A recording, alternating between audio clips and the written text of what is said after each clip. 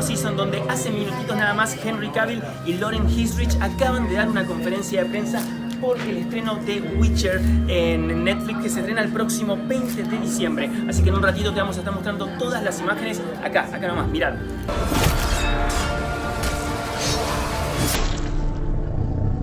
When I read The Last Wish, I never ever thought that I would be the person to adapt it. There's such amazing stories. I really fell in love with the world building there, with sort of the foundation of the world of The Witcher and the politics and the characters and Geralt's adventures. But I didn't, at that point, in any way think that I should be the person to write it. And it was only once I really got into Blood of Elves and I met Ciri and Yennefer and their relationships with Geralt that I was like, oh, I can get into this family. The interesting thing with Geralt is that he has his nature, which is one thing, and he's been that way since he was a boy, and then he's had everything he's been taught since, up until the age he is now, so we're talking almost 100 years old. And that is what he shows on the front. It's this cold, stony exterior with a very direct approach to matters in life, a very simple and direct approach to matters in life, which can often lead to brutal consequences. But on the inside, he truly does believe that the world can be a better place, and he wishes it was. And it's about those two warring natures, which try and find balance, and rarely, if ever, do. I would say never really do. I mean, they're constantly in conflict through the entire series, and that's, to us, that's really the fun of the storytelling and the fun of playing this character, is that people always ask if Geralt is a hero, and I think Geralt is a hero at some points, and at others, he's just trying to do his best. I think that as an audience member, there's going to be times that you are very much on his side, and then there's times that you're going to be questioning whether you would have done the same thing in his shoes. And that's kind of the best thing that we can get from a character, because that's the human experience too. The episode 1 fight is so important to set the tone of who Geralt is. And for me, it's always been vital that a character exists within the action, that it's not just fantastic writing with acting, and then you have a completely separate action beat which feels disconnected and disjointed from the story, and then you go back into the acting stuff afterwards.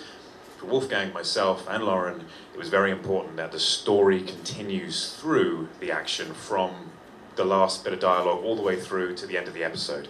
And in that, there is a lot of prep you have to do, because you have to design each moment of the fight.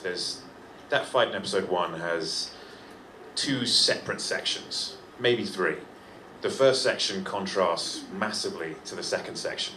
You see, I don't want to spoil anything, you'll see.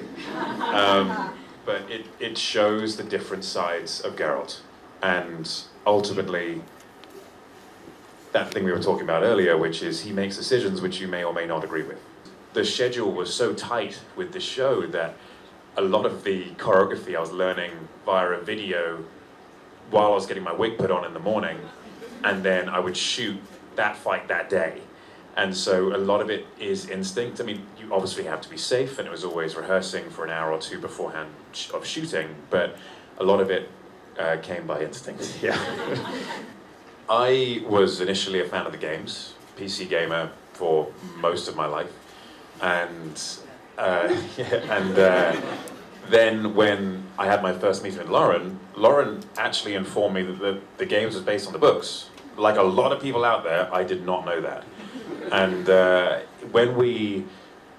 because I saw the book covers, and all the book covers were based on the game's art, and so I just figured it was novels which were based on game stories, sort of little side novels. They are not. Sapkowski wrote the books first. And when I read those, I realized the depth of the world and where a lot of CG Projekt Red's genius came from. It came from this world that Sapkowski built. And it's extraordinary. I love those books. I've read most of them twice, and I'm doing another read-through as well. I'm probably going to find myself reading them a few times over the years, I'd say. And the games I've played through, well, Witcher 3, I played through 2.5 times. Come on. Yeah. It's huge. Yeah, it is huge, it is huge. I'm quite efficient.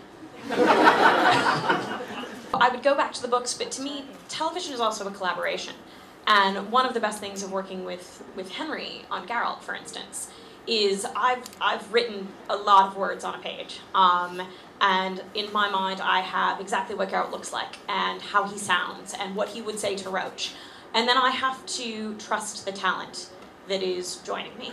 And I have to hand it over, and it has to become our character, not mine. And that's what's so great about television, is that there are always ideas that can make yours better, and you have to be open to them. Henry came to me very early, sort of in the process, and we had filmed episode 101, the first episode. And we realized that Geralt talked a lot, way too much, in fact. He said everything he was feeling to everyone at all times. And Geralt has feelings? Imagine that. He does. He does. Again, if you go back to the books, Geralt talks a lot in the books, but a lot of it's also stuff that's happening in his head. So we started just cutting out words left and right. And it's great to have a performer who sort of trusts that process on the day, and we can sit on set and talk about what's working and what's not working and make quick changes. So it's really a collaboration. It's very rare to get someone who is so knowledgeable about the character and so passionate. And it's such a gift. It's not a challenge at all to have someone who brings in ideas. That's what I want. Just a little annoying sometimes. Actually, he called you and said, "I'm the Witcher," or something like that. I want to be the Witcher. And then he gave all the ideas. Yeah. It wasn't like kind that. of, sort of, yeah. Yeah, no, please. You can tell that part of the story. It's as soon as I heard it was being made into a show, obviously being a fan of the games at the time, I thought this is exactly the kind of thing that I want to be a part of. It's genuinely a dream come true. When playing the games, all I ever thought about was, how can I make this into a TV show or a movie? And then I heard Netflix were adapting it. I heard that Lauren was on board, and I just got my agents to call as often as possible. And agents will often, they'll put a phone call in, and then you'll wait for the response. If you don't hear anything, you assume nothing came back, or they're waiting for a call back. So each week, each day, I'll just call them again saying, just checking, you guys have called again, right? Because I don't want that to drop to the bottom of the call list. You look a very objective-driven person. I mean, like, you set a goal and you go there all the way. Much to, the annoyance of those around me at times. It worked. I guess we're all here, so... Yes. In this case it worked, and it worked well. It was 7 weeks later, something like that.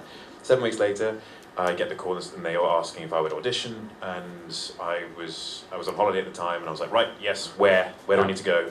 And we all flew to New York and met there. All four of us, Henry, myself, Sophie Holland, our casting director, and Alex Zakharoff, our director, none of us were in New York, and we all flew there for 24 hours. And we sat down, and it was such an incredible meeting, because it was Henry read as Geralt, which was a joy to hear. And, you do that thing in the room where all three of us are kind of looking at each other like, this is great. Geralt is powerful. He has a big presence. He's some kind of an outcast. He doesn't have a homeland. So I want to ask you, which is the kryptonite of this character?